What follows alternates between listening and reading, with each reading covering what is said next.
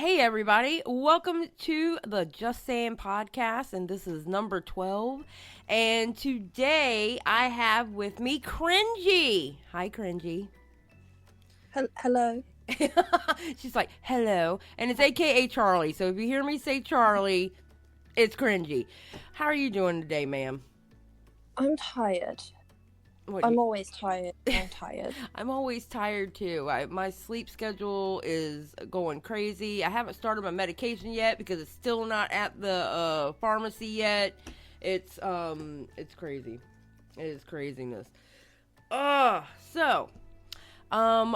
don't you tell my audience about your YouTube channel? Like, what do you do over there? I do I say just commentary because I'll commentate on anything.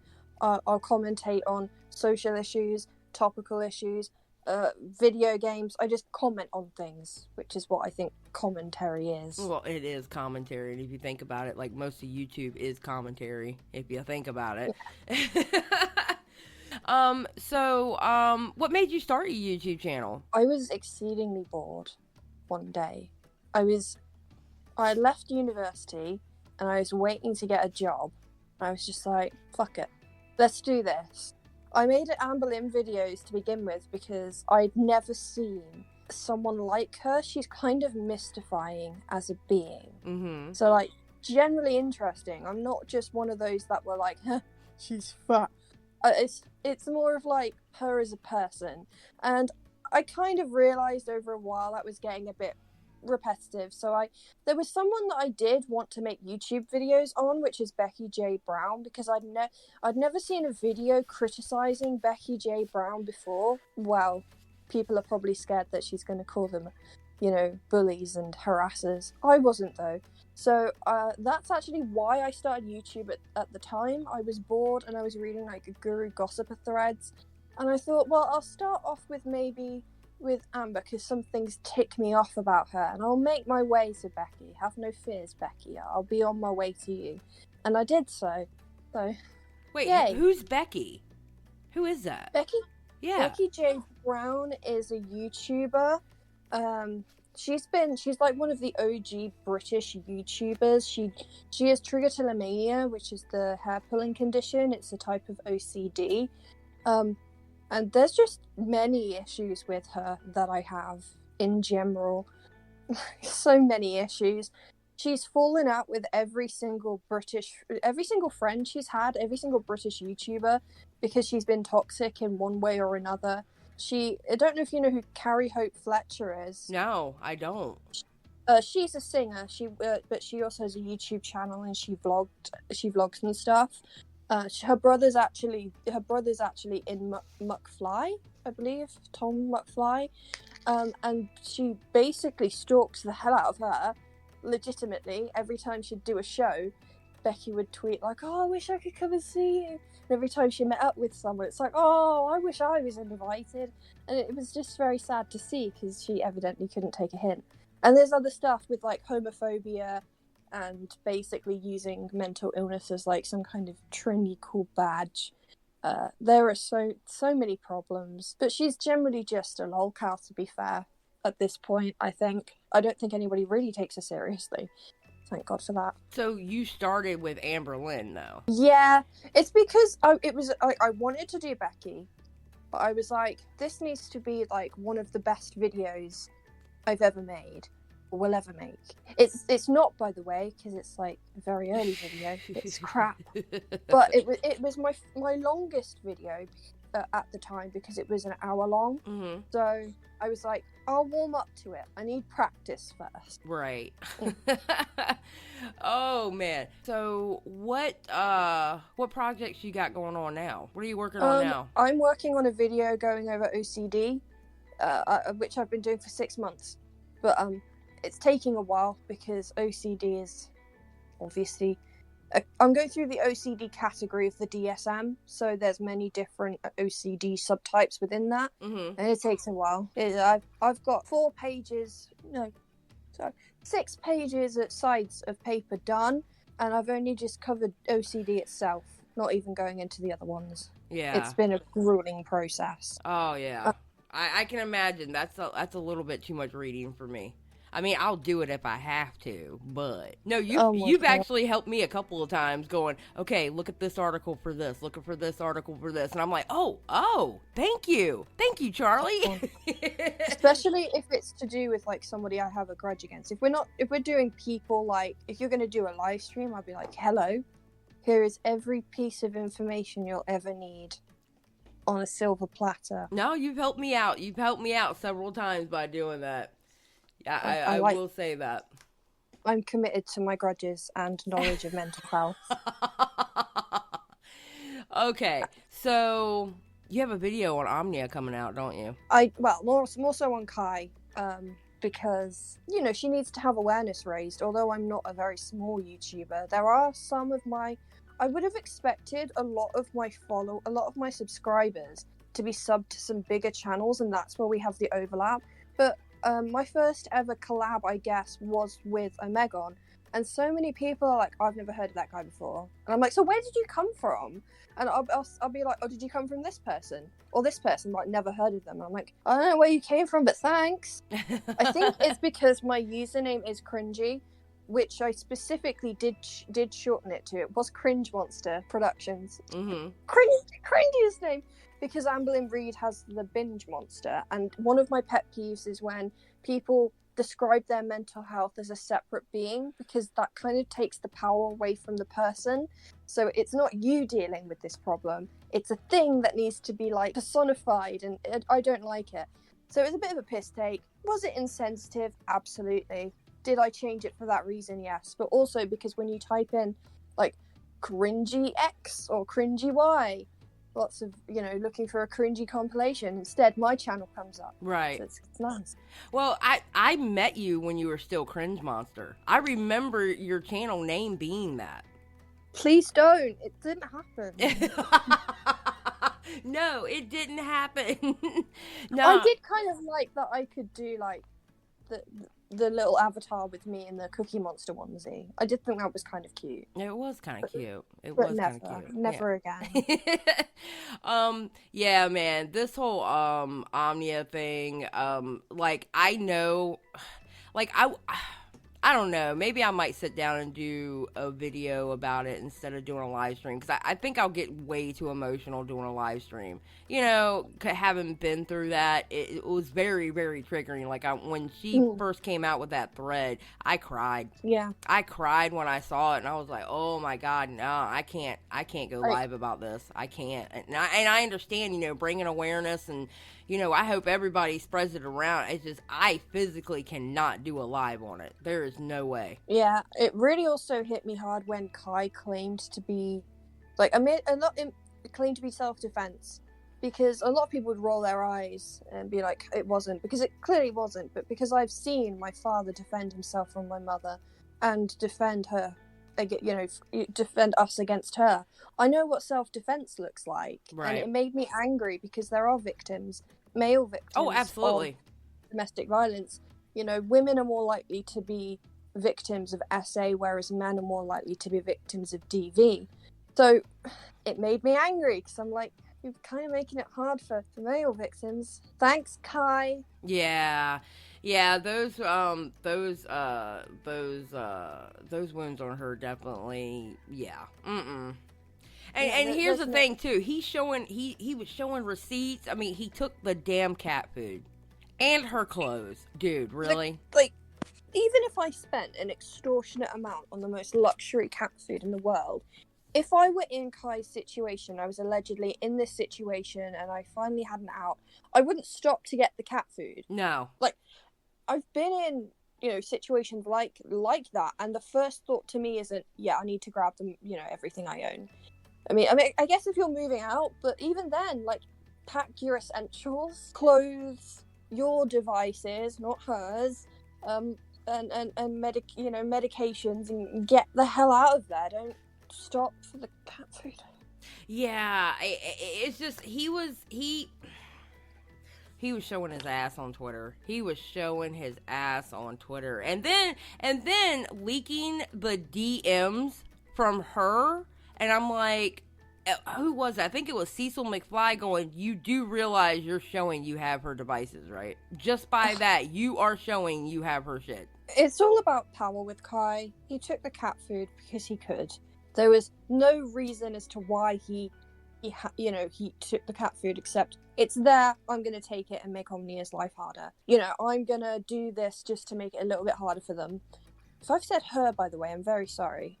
I've been very weirdly dissociating while talking about this topic. Yeah. So I do, they do go by they. Yeah. Might need to put that in the pinned comment in case I've said it, because I probably have. Yeah, I probably did too.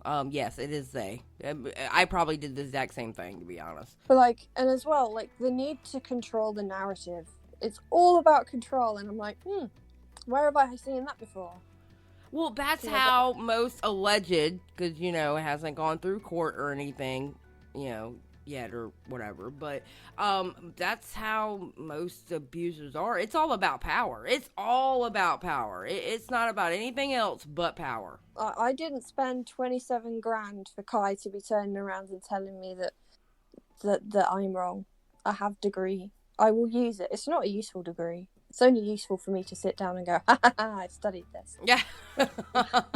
Yeah. She put out an hour ago on Twitter that he was arrested again for several charges: domestic assault, felony theft, etc. Good morning. I was like, oh, okay. I mean, if your priority is to tweet things out in between arrests, that says something. If you were innocent, surely you'd be quiet and lawyering up and trying to defend yourself against the terrible claims made against you. Yeah, but you're not. Allegedly, in my humble opinion. But what he was tweeting out, it was like, dude, you're I mean, do you not understand what you're not showing anything good? It's like you're not helping your own situation here, Yeah, it's like, come on, man. It's like watching that guy rolling up a rock up a hill and then it just falls back down again. I've forgotten the name of him. I think Greek myth, it's a thing. And he rolls it up for all of eternity and then it drops back down again. And he has to do it all again. It's just what Kai does. Yeah, that's exactly what Kai was doing, actually. That's exactly what Kai was doing. He's hench right now because of that many times he's put the boulder up the fucking hill. He needs to just stop and cease. And it's been like that for obviously a while with Kai. It's just, even if you are being wronged, in the past, obviously, not in this situation, if you have been wronged, it's not hard just to put out a simple statement and then leave it at that, rather than going back and digging again and digging. Well, one thing I am happy for, because I never did this. I never went to the police. And one thing that I'm happy for is that Omnia did. Yeah. I'm very happy that they did that. It is a good thing that they did do that, because so many people don't want to, because they think they won't be believed, or it's just going to be a lot of hassle going to court for it not to turn out with justice in the end. So it's very good that they did decide to do that, because at least he'll, there'll be a decent chance for him to have repercussions for his actions. Well, my biggest thing, and the reason why I didn't go to the police, quite honestly, out of embarrassment, because I felt so embarrassed that I let that happen to me, and I think that has an effect on people too, because before my situation, I was such a badass and this, that, and the other, and, and I found myself in that situation for 6 years, and I never went to the police. I wish I had now. I go back and think about it sometimes. I'm like, I really wish I would have went back and did that. I really wish I would have went to the police. I really do. That would definitely be my advice, because a lot of people don't have faith in the police. And I can totally understand why, looking at how the police is. But the police are really, especially when it comes to such things as for children, that's needed. Oh, absolutely. Cases that involve children. Even though I am currently working on another video that goes over the failings of the social system, because 206 children died at home during lockdown due to neglect and abuse from their parents. Really? Mm-hmm. Oh, that's sad. That's sad.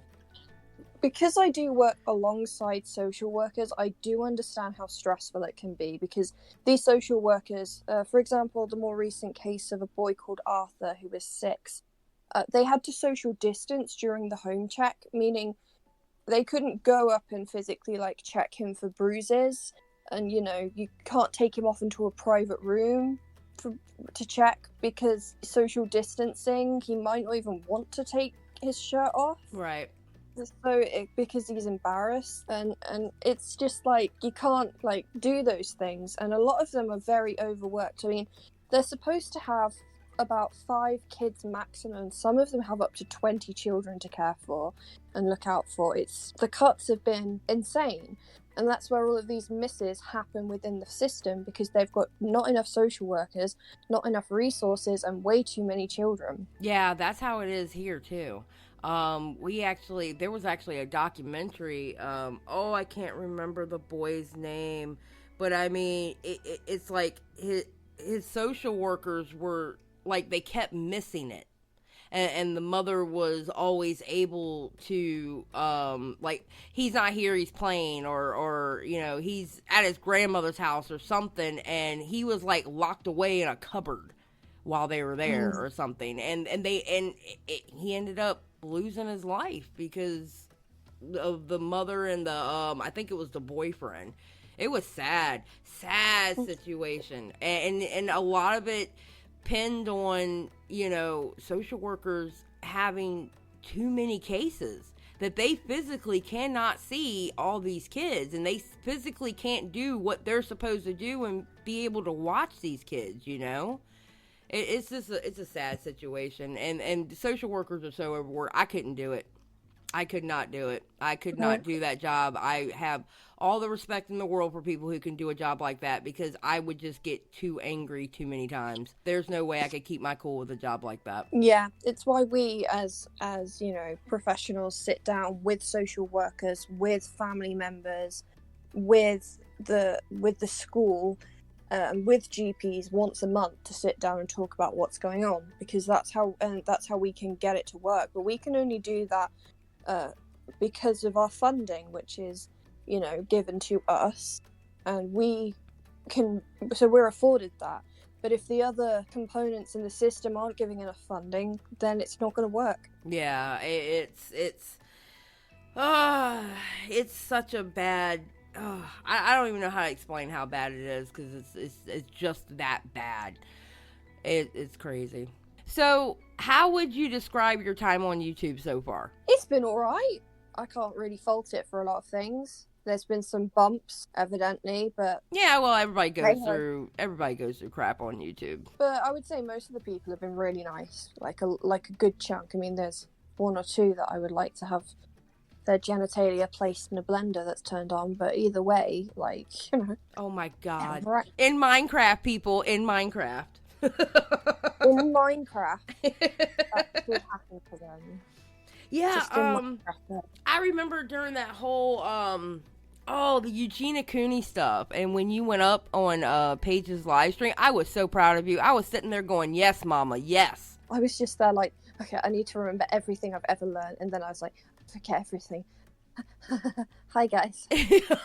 Yeah, because there were a lot of people in that live stream. There were a lot, and there was a lot of. Did you notice how many creators was in that live stream? Not really. I was just more focused on like, hi, I have knowledge. I'll use it. You did so good. I was like, I was in the audience going, yes, Charli, yes. I got all the research, but because that's what I'm focused on. I like, if I do make a video about a specific creator, most of the times I'll use it behind psychological theorem. So I have made a video on Eugenia when she first came back, and I used her more so as a case study to talk about the reality of relapse, not because she was relapsing or I thought she was at the time, but because it's quite a unique situation where you have so many people looking at you, whereas, it's very different, because when people relapse in real life, not a lot of people are going to notice. Yeah.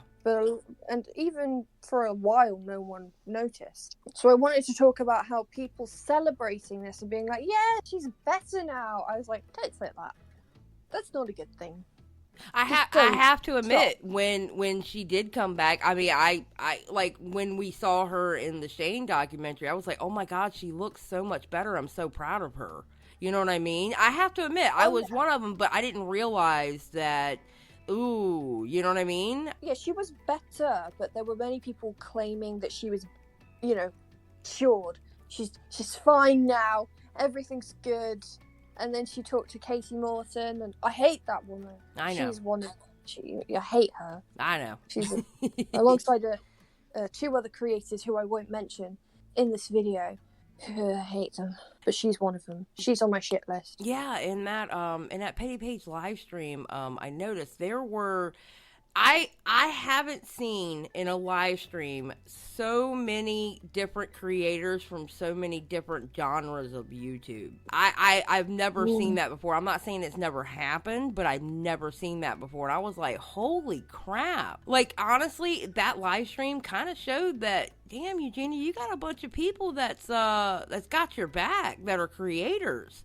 It was a good thing to see. It was a really, really nice thing to see. Like, you saw what people call T channels. I hate that term. You know, you saw them and guys from the commentary community together in a live stream agreeing with each other. And I was like, holy crap, this is really nice to see. They're not fighting. You know, I thought it was really cool. It was enjoyable. Yeah. Yeah. No, it was a good live stream. It was a really good live stream. I just hope that, you know, I just wish Eugenia the best, and, you know, she keeps doing what she's doing, and people got to realize you can't force people to get better. And that goes for the opposite side of the spectrum too. Like, now there's this wave of Nikocado Avocado people who want him gone. When I did that Rippenstein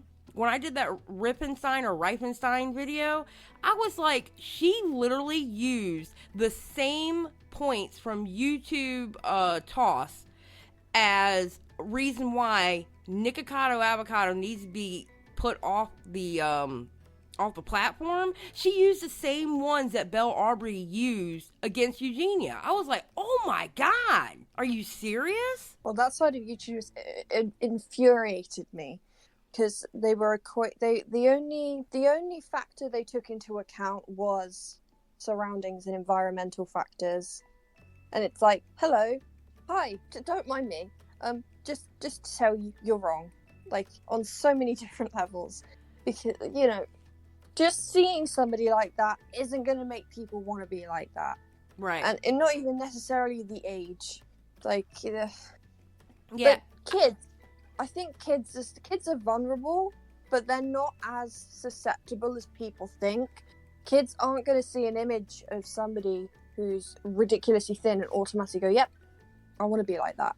They have to have predispositions to that, whether that be genetic, hereditary, other environmental factors, developmental. It's not just going to be it. They've seen it, they want it. Because if that were the case, then why is that condition so common in places that don't have mass media, or is still not necessarily common but exists in those things? Yeah, I don't get it either. It's like, and here's another factor too. Like I said, in several times I've said, we're not babysitters. I'm not, like, listen, for my shows, I don't want anyone under 18 in my shows. I don't. Because of my language and some of the topics I talk about, I don't want them there. But you know how many people fake their age when they get on YouTube? You know what I'm saying? I'm not their babysitter. I'm not. I am not the audience babysitter. Listen, this is what I'm showing you. This is what we're going over. If you can't handle it, I totally understand, you know, because I cover some heavy topics sometimes. And you know, and I'll get messages going, hey, you know, I really would like to be there, but I don't know if I can handle that topic. It's totally understandable. I get it. You know, whole reason why I'm not doing a live stream about Omnia, I can't handle that. You know, so I totally get it. But when it boils down to it, we're not the babysitters of the audience. You know, yeah, I can't help it if a 14-year-old lied on YouTube, said they were 18, and they're in my audience, and I don't know that. You know what I mean? Yeah. I understand that. I've never had any minors, at least in my direct communication on my Discord server. There's been no one under the age of 18, except for Penny. She's my background artist. She was 17 and she wasn't privy to anything that would have been past the age of 18. Yeah. She was not allowed at the time. She is now 18. She just doesn't care that much about it anymore. She's like, you guys have made such a big deal about it, and now I don't care anymore. I think that. Yeah. Yeah, pretty much, and that's another reason. Like in my Discord, there is no NSFW page. There is none. I'm not. No. I don't know, man. With Discords, you're always finding Discords getting busted for people talking like this or what they were showing on a page and stuff. My Discord rules are so ridiculous that the joke is there could be no screenshots coming out of my Discord because nothing happens. Because my rules are so strict, it is not funny. Because my Discord is for patrons and members, mostly. Mm-hmm. How they're managing to pay for that on a monthly basis without being an adult is something I'd like to learn about, because I never got an allowance. Yeah, that's how my Discord is too. My Discord is for my second tier patrons and up, or not patrons, members and up, and it's also my mods are in there too. It's also kind of the argument to do with parents as well, because most porn sites don't require you to log in to view the content. Like, I tested this out the other day because, well, why not? I went onto various hentai sites. I didn't need to log in to view that at all. And it didn't block me. And Pornhub didn't ask me for anything. This was purely experimental. I can't deal with people rubbing up against each other. It doesn't do anything for me. But I hate it so much. It's so fake. But anyway, well, it is fake. Real, but fake. But, I'm not, if I was going to watch some fictional scene play out, I'd watch Doctor Who or something, because the aliens don't actually exist. If I want that, then I'd call my boyfriend. But anyway. There you go. Like, you don't need, for a lot of the sites, you don't need to have an actual, unless you are a parent, and if a parent, let's say a parent doesn't have parental controls, or they aren't aware of these sites, they don't block them, the kids can go on them. They're so easy to access. And I would understand moderating one's chat and one's Discord is important. I feel like it's a lot easier at this stage in the game because I've got quite a small Discord community. There aren't a lot of people, and therefore I can keep track of it, and I don't have any minors on there. But I understand for bigger creators, I don't. It's a lot harder. You'd have to get a lot more moderators. But then, at what point do the parents come into play? Because I'm not here to babysit your children. I protect the people in my Discord, but let's argue that for some unknown reason, one day I have 1 million people in my Discord server. I couldn't imagine. I really couldn't imagine having a Discord that big. Oh my God. I would have to have so many damn moderators, it wouldn't be funny. Like, because there are creators with substantial amounts of following and they have large Discord. So I understand, yes, you have to be important. But at what point, what does every single how are you going to verify all of their ages as well? Are you going to make somebody with 50k people in their Discord, everybody sends over their ID individually? People have lives, and at some point, it's like, it's up to the parents to monitor what their kids are doing. That's like, we can only do so much to ensure it. Right. The only thing that I can do is currently moderate my Discord and moderate my channel and make sure there's nothing inappropriate on there. But for much bigger creators and people with larger Discords, at some point you've got to sit down and say, look, I'm not your mum and I'm not your dad. I won't facilitate you seeing these things, as in I won't make it easy for you, but your parents are responsible for you ultimately. And then there's the discourse too, where, like, especially here, you have both parents working. Sometimes both of them are working 2 jobs, and kids are left alone a lot now because, I mean, they need to do that just to put food on the table, So it's like where we say the parents need to monitor their children. But if they're working two jobs, like say it's a single parent home, and that mom or dad is working two jobs just to keep a roof over the kid's head, and unfortunately the kid is left alone a lot, it's like, well, you can't really blame the parent, because the parent is doing what a parent needs to do to keep a roof and food on the table for the kid. So it's like it's almost like a double-edged sword. You know what I mean? It's In my opinion, I don't think a parent should give their child a device if they cannot micromanage it. My children, my future children, will not have devices unless they can pay for it themselves with a job. right. Because I expect my future to be highly busy. I know how many children I want. I want to have 3. If I'm not comfortable that I can micromanage, or if, for example, I do get them an item, I will ask to check it.